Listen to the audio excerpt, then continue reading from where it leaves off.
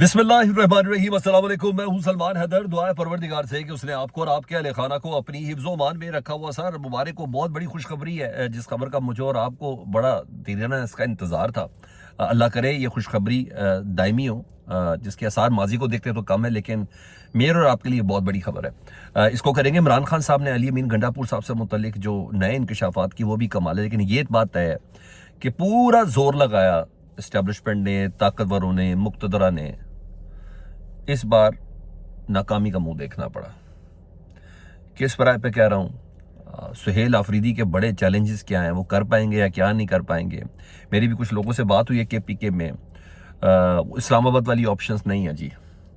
26 नवंबर के लोगों की बरसी मनाने की ऑप्शन इस्लामाबाद में नहीं है उनके पास, और जिस ऑप्शन को प्रैक्टिस करने जा रहे हैं वो भी हैरान कुन होगा। यानी वो जो यकजहती इत्तेहाद था कश्मीर का, वो जो यकजहती कौंसिल था उनका, और वो जो नेहरू वाला मामला था सिंध का, जिस तरीके से वो टैकल किया गया, सेम उसी को ही फॉलो करने जा रहे हैं। और केपीके से ही वो आवाज़ आएगी जिसकी बिना पर कहा जा रहा है। जी हाँ, वो सड़कें गर्म करने वाली बात बिल्कुल दुरुस्त है, मगर इस्लामाबाद की हद तक नहीं है जी। ये बात कोई और। सुहेल वड़ाई साहब ने फिर करवट बदली और इस बारी तो उन्होंने बदा की नई मंजिलें कर दी। वो कहते हैं love me love my dog. ऐसा ही है ना, अगर आपसे कोई प्यार करता है, अगर वो आपके बच्चों से प्यार करे तो कितनी बड़ी बात होगी। तो उन्होंने कहा लो जी, इस्टेब्लिशमेंट के बच्चों से प्यार करते हैं और रुबैस भी बुलाते हैं, बड़ा जबरदस्त किस्म का। सर ये भी बड़ी खबर मजेदार है, मैं आपके सामने रखने जा रहा हूँ। लेकिन सबसे पहले उस खबर, अच्छी खबर जो मुझे और आपको बहुत इंतजार था, खाने का मजा, खुशी का मजा, जीने का मजा, सोने का मजा, बच्चों को प्यार करने का मजा, घूमने फिरने का मजा, अच्छे कपड़े पहनने का मजा, सब नहीं आता था। मैं बहुत ऑनेस्ट ईमानदारी से बताऊं, अगर आप भी अपने अंदर कहीं झांकेंगे ना कहीं ये चीज थी। शायद परवरदिगार ने हमारी दुआ सुन ली। गजा में जंगबंदी का मुआहदा सर अगले 24 घंटों के अंदर दस्तखत होने जा रहे हैं। इनिशियल एग्रीमेंट के दस्तखत हो चुके हैं इसराइल और हमास के बीच में। ये बड़ी खबर सर। हाँ, जिस पे अभी मैं बताता हूँ, इस पे हमास क्या कह रही है, इस पे नेतन्याहू क्या कह रहा है, इस पे डोनाल्ड ट्रंप क्या कह रहा है। लेकिन मेरे एक तुर्क सहाफ़ी हैं एरिजान गर्सीस, उन्होंने एक जुमले बोले, मैं वो सुन लूँ। उन्होंने कहा असल मसला इसराइल की नीयत का है। अभी तफसीलात सामने आएंगी, लेकिन हमने देखा कि ईरान से अमन के तीसरे दिन इसराइल ने दोबारा हमले का नारा लगाया। गजा में इसराइल की ज़्यादा आसान होता है क्योंकि वो करीब है। उम्मीद है कि ट्रंप का किरदार अहम होगा, और ट्रंप जानता है कि अरब ममालिक को मजीद धोखा, यानी धोखा तो वो देता है, मजीद धोखा कितना खतरनाक हो सकता है। बहरहाल सर, गजा मुआहदे की ये मुकम्मल जंग बंदी के हवाले से जो नुकात सामने है, कुछ सुन लीजिए। इसराइली फौज का मरहलावार 70% गजा, 100% नहीं, 70% गजा का से इनखला, और दोनों फ्रीकैन के कैदियों की बैक वक्त रिहाई। और ये कहा जा रहा है सैटरडे संडे, जी हाँ, अगले 2 दिन में, हफ्ता और इतवार में ये कैदियों की रिहाई होगी। इसको स्काई न्यूज़ अरबिया कंफर्म कर रहा है।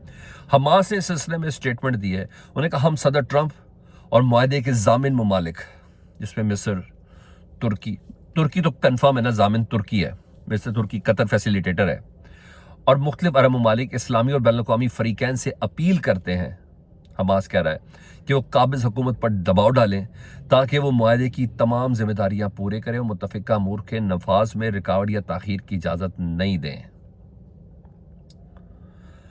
इस पर इसराइली वज़ीर आज़म नेतन्याहू साहब के कह रहे हैं, लैंग्वेज टोन चेंज है जी। उन्होंने कहा ये इसराइल के लिए एक शानदार दिन है। कल मैं काबीना को बुलाऊंगा, मुआहदे की मंजूरी दूंगा और अपने तमाम जंगी कैदियों को उनके घर वापस लाऊंगा। मुझे आज यहां पहुंचाने वाले बहादुरी और कुर्बानी के लिए अपने बहादुर इसराइली दिफाई अफवाज के सिपाहियों और तमाम सिक्योरिटी फोर्सेस का शुक्रिया।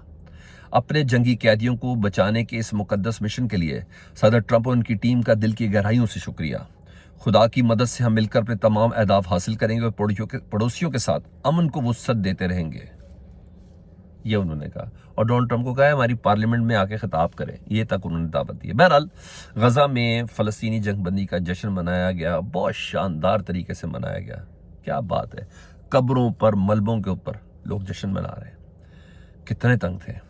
पहला ये कंफर्म हो गया कि तुर्किया गजा मुआहदे का जामिन बना है। ये रोशलम पोस्ट कंफर्म कर रहा है कि तुर्किया, रजब तैयब एर्दोगान की हुकूमत इस अमन मंसूबे की जामिन बनी है। अगर ये अमन मुआहदा टूटा तो तुर्किया जवाबदेह होगा और जवाब लेने का हक रखता है। हमास के पॉलिटिकल ब्यूरो क्या कह रहा है? हम ऐलान करते हैं कि गजा में जंग के खात्मे के कब्जे को वापस लेने, इंसानी इमदाद के दाखिले की इजाज़त और कैदियों के तबादले पर एक मुआहदा तय पा गया है। हम कतर, मिस्र और तुर्की के अपने बरादराना सालसों की कोशिश की बहुत तारीफ करते हैं और अमरीकी सदर डोनाल्ड ट्रंप की कोशिशों की भी कदर करते हैं। दुश्मनी के मुस्तकिल खात्मे और गजा की पट्टी से कब्जे के मुकम्मल इनखला के लिए कोशिश हम इस बात का यादा करते हैं कि हमारे लोगों की कुर्बानियां रायगा नहीं जाएंगी। जो वादा किया है इसे वफा किया जाएगा और जब तक आज़ादी, खुद मुख्तारी और खुद इरादियत हासिल नहीं हो जाती, हमारी अवाम के कौमी असूल से दस्तबरदार नहीं होंगे। जिस पर डोनाल्ड ट्रंप ने कहा, मैं ऐलान करते हुए बहुत फ़ख्र कर रहा हूँ। ट्रंप कह रहे हैं कि इसराइल और हमास ने हमारे अमन मनसूबे के पहले मरहले की मंजूरी दे दी है। इसका मतलब है कि तमाम यरगवालियों को बहुत जल्द रिहा कर दिया जाएगा। इसराइल अपनी अफवाज को मुआहदे में तयशुदा हद तक वापस बुलाएगा। इक़दामात एक मजबूत, पायदार और दायमी अमन की पहली बुनियाद है। तमाम फरीकों के साथ इंसाफ किया जाएगा। यह अरब और मुस्लिम दुनिया, इसराइल, तमाम हमसाया ममालिक और अमेरिका के लिए एक अजीम दिन है। इस तारीखी और बेमिसाल मौके को मुमकिन बनाने में हमारे साथ तामुल करने पर कतर, मिस्र और तुर्की के सालसों का शुक्रिया अदा करते हैं। ये उन्होंने बात बोली थी। तो सर, आपको भी बहुत बहुत मुबारक हो परवरदिगार इस अमन को। सबसे पहले ये बीमारी बंद होगी और अगले 24 घंटों में राशन, खाना पीना ये शुरू हो जाएगा गजा के अंदर। फिर बाकी मराहिल हैं। हमास के जुमले से भी अंदाज़ा होने का नहीं, जब तक मुकम्मल इनखला, पहला फेज़ का बहरहाल ऐलान हो गया। कम से कम कल से डेड बॉडीज़ के उठाने का सिलसिला वो ज़रूर रुक जाएगा। अच्छा जी, उधर मैं वो खबर भी था सर, रात के मुआहदा हो गया से मुस्लिम लीग और नून पीपल्स पार्टी का जी, और अब किसी किस्म की कोई लड़ाई शड़ाई नहीं है। क्या जुमला बोला सर मुस्तफ़ा नवाज को ने, दरिया को कूजे में बंद कर दिया। उन्होंने कहा चीनी में जब 300 अरब रुपए मुनाफा बना रहे थे तो कोई इख्तलाफ नहीं था, क्योंकि दोनों की शुगर मिले, शरीफों की भी, जरदारियों की भी। पीपल्स पार्टी और दोनों लोगों के आदत शुगर मिल्स पे पैसे खाने का वक्त आया तो सब इकट्ठे थे। जेबें भरने पर मुस्तकबिल में भी ये इकट्ठे होंगे। सिर्फ ये नूरा कुश्ती थी बेसिकली। पहले रात को नवाब शाह में इसाक डार साहब, ख्वाजा आसिफ साहब, आसिफ अली जरदारी साहब और मोहसिन नकवी साहब ये सब मिल बैठे और फिर इन चिरागों में रोशनी न रही। सब कुछ अच्छा हो गया। अब वहाँ भी सीज फायर हो गया, ठीक है। आगे सीज फायर बहुत आगे, फायर बड़ा ज़बरदस्त खोल गया ना पाकिस्तान तहरीक इंसाफ की तरफ से। ये सब चीज़ें खुल गई हैं। अच्छा जी, इसके बाद जी रात गए लेट आवर्स में ना, इमरान खान साहब ने वो तमाम वजूहात बताई कि जिसकी बिना पर उन्होंने अली अमीन गंडापुर साहब की को एज अ वजारत आला से उन्होंने बरतरफ किया है। अली अमीन गंडापुर का ज़र्फ का भी कमाल है सर, वो भी बताता हूँ। उनको क्या क्या ऑफर थी, इस्टेब्लिशमेंट काम का नाकाम हुई, क्या क्या चीज़ें थी, वो सारी आपके साथ शेयर करता हूँ। इमरान खान साहब कहते हैं, मुझे पूरी तवक्को है कि मेरी हिदायत के मुताबिक नए वज़ीर आला सुहेल आफरीदी मेरे विजन, कबाइल, रवायात और अवामी मंगों की रोशनी में वफाकी हुकूमत को खैबर पख्तूनख्वा में अमन के बेहतरीन फार्मूले पर अमल करवाने और देरपा अमन के क़याम में बेहतरीन किरदार अदा करने में कामयाब होंगे। उन्हें बताया, सुहेल आफरीदी साहब आपका विजन क्या है, आपके टारगेट्स क्या हैं, कबायली रवायात, अवामी उमंगे, देरपा अमन, ये तमाम चीज़ें हैं। अवामी नुमाइंदों, जरगों और कबाइल से मुआवनत हासिल की जाएगी। दहशतगर्दी के मसले को जड़ से उखाड़ने के लिए तमाम फरीकैन से बातचीत के जरिए मामला फहमी से देरपा हल दरियाफ्त करेंगे। देरपा के अमन के लिए ज़रूरी कि इस मामले को बड़े तनाजुर में देखा जाए। तमाम फरीकैन मिल बैठकर अफाम तफहीम से मामला हल करें। मैं पुरुमीद हूँ कि खैबर पख्तूनख्वा हुकूमत में तब्दीली से नई शुरुआत होगी। जी हाँ, उन्होंने कहा, बिलावल भुट्टो 1 साल से ज्यादा वजारत खारजा के मनसब पर बराजमान रहा। तमाम दुनिया घूमने के बावजूद तारीख के इंतहाई अहम मोड़ पर एक मरतबा भी काबुल नहीं गया और ना ही अफगान हुकूमत से ताल्लुकात की बेहतरी के लिए कोई रब्ता किया। इक़्तिदार पर काबिज मौजूदा हुक्मरानों ने अफगानिस्तान में नए बनने वाली हुकूमत से ताल्लुकात की बेहतरी के लिए कोई इकदाम नहीं उठाया, बल्कि 40 साल की मेहमान नवाजी के बाद जिस तरीके से अफगान पनाह गजीनों को बेइज्जत करके मुल्क बदर किया गया, वो इंतहाई तकलीफ देह है। आज दहशत गर्दी के वाक़े में होने वाली शहादत, वो जो कल औरंगज़ेब में 11 शहादतें हुई, जिसमें लेफ्टिनेंट कर्नल, मेजर साहब और दीगर सिपाही शामिल हैं। उन्होंने कहा, जो शहादतें हुई हमारी सिक्योरिटी फोर्सेस जवाबन कार्रवाई करेगी, जिसके नतीजे में दूसरी जानब से फिर रद्द-ए-अमल आएगा और यूं सिलसिला यूं ही चलता रहेगा। ड्रोन हमले, जेट तैयारों, मार्टर गोलों के जरिए दहशतगर्दी के खिलाफ जंग की पॉलिसी इंतहाई बेवकूफाना हिकमत अमली है, जिसके बाद मुल्क दहशतगर्दी के मनहूस चक्कर से कभी निकल नहीं पाया। खैबर पख्तूनख्वा हुकूमत ने तब्दीली के अलावा कोई चारा नहीं। मैं खैबर पख्तूनख्वा की वजारत आला की जिम्मेदारियां सुहेल आफरीदी के सपुर्द करने का ऐलान कर रहा हूँ। खैबर पख्तूनख्वा हुकूमत को बार बार हिदायत दें कि खैबर पख्तूनख्वा में अपने ही शहरियों के खिलाफ शुरू किए गए गैर जरूरी मिलिट्री ऑपरेशन के खिलाफ खड़ी हों। हमारे दौर में इन तमाम इलाकों में अमन कायम हो चुका था, लेकिन इंतहाई दुख है कि खैबर पख्तूनख्वा हुकूमत मेरे अमन के विजन पर अमल दरामद नहीं कर रही। मौजूदा रजीम ने जंग व जदल की जो पॉलिसी अपनाई हुई है वो हालात के मजीद बिगाड़ की वजह से बनी है। मैं पहले भी कह रहा हूँ, खैबर पख्तूनख्वा समेत मुल्क में दहशतगर्दी के मुकम्मल खात्मे के लिए 4 स्टेक होल्डर से बातचीत नागुज़ीर है। मेरा ख्याल है 4 स्टेक होल्डर्स है जी। खैबर पख्तूनख्वा हुकूमत 1, कबायली इलाकों की अवाम 2, अफगान हुकूमत 3 और अफगान अवाम 4। उन्हें के 4 अफराद से, 4 स्टेक होल्डर से बात करेंगे तो खैबर पख्तूनख्वा समेत मुल्क में दहशतगर्दी का मुकम्मल खात्मा होगा। इनका एक पेज पे आना जरूरी है, ऑपरेशन जरूरी नहीं है। उन्होंने कहा मुल्क पर मुसल्लत माफिया की नाकिस पॉलिसियों की वजह से इस वक्त पाकिस्तान खसूसन खैबर पख्तूनख्वा में दहशतगर्दी की बदतरीन सूरत हाल है। औरंगजेब में कीमती जानों का ज़िया हुआ, बड़ा दुख हुआ। मिलिट्री ऑपरेशन में हर तरफ सिर्फ पाकिस्तानी ही शहीद हो रहे हैं, चाहे वो आम शहरी हों, पुलिस वाले हों या फौजी हों। तो खान साहब ने बता दिया कि मैं बेसिकली इन शहादत हो, चाहे फौजी हों चाहे सिविलियन हों, इनके हवाले से मैं ज़्यादा मुस्तरब हूँ और यही सुहेल आफरीदी का टारगेट है, ये उन्होंने बोला जी। इधर जर कई लोग कंफर्म कर रहे हैं, रात गई बड़ी खबरें थी मगर अली अमीन गंडापुर साहब ने इनमें से किसी पर काम नहीं, जो साजिशी जो प्लान था वो मुकम्मल तौर पर नाकाम हुआ जी। अली अमीन गंडापुर साहब को ये कहा गया था कि इस्तीफ़ा ना दो, हम आपको बचा लेंगे। अली अमीन गंडापुर साहब ने इस्तीफ़ा दिया। उन्होंने कहा नहीं, मेरे चेयरमैन का हुक्म है, ये उसी की अमानत थी, ये हुआ। फिर अली अमीन गंडापुर साहब का वैसा करे असम्बली तहलील कर दो। उन्होंने कहा नहीं, मैं असम्बली तहलील नहीं करूँगा। ये 2 ऑप्शन थी।